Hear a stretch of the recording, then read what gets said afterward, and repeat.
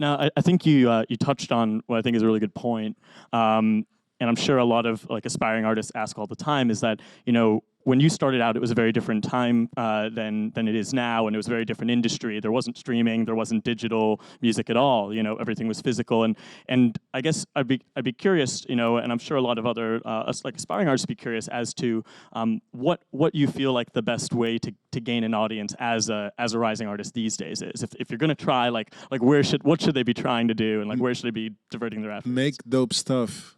Like, it's very easy to get heard, but like you have to make dope stuff. And in order to make dope stuff, it's like the most simple equation ever. How do I make dope stuff? Well, look at what people think is dope and make something that is sort of like that. It's like, I cannot stress it any simpler. And it's very funny because I'm talking to my management about it all the time. We have some other kids assigned to us. And sometimes they send us stuff and it's not dope. But like you gotta, like, you hear me talking now. Imagine how I talk to them, or when they're with me on tour. Imagine the kind of like how far I stretch this situation to them, and they send me something, and they're like, "What do you think?" And like when they ask me like, "What do I think?" I already think, "What? Why is that a question? You should already know what I'm gonna think when I listen to this." And I listen to it, and like usually it's dope. But then when it's not dope, it's like, yo, how are you doing this?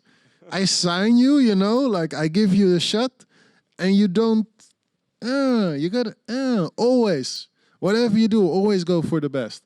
So, yeah, sometimes that gets forgotten quite easily. But it's, like it's the same thing with working out. Google, how do I get in shape? Go to the gym. Do push-ups. It's like we already know, but we always hope there's a faster way. And that's why I'm still trying to, even though I already found some talent, I'm still looking for that one guy or girl or non-binary that will join me all the way and gets it. So that's why I will be doing the Global Remix Battle again and again and again. And even when I found one, like, why only one? There can be two, there can be three, there can be 20, I hope. I hope like eventually the message is going to spread, but right now I still, even though I found some talents and they're growing, I still haven't seen the person get it. Well, there's one guy who's standing right there as my manager. He gets it. But most of the people, like, they're still learning and they're still growing. But you have to like go through extreme thinking of like, am I really doing my best? Just an example, I did Ultra set, Ultra Miami, which is like very important for me as a DJ personally, because I used to love it as a kid, as a fan. But also like for the industry, like every promoter in the world that does these shows and that like books DJs is watching that show. So I prepared for it for 3 months.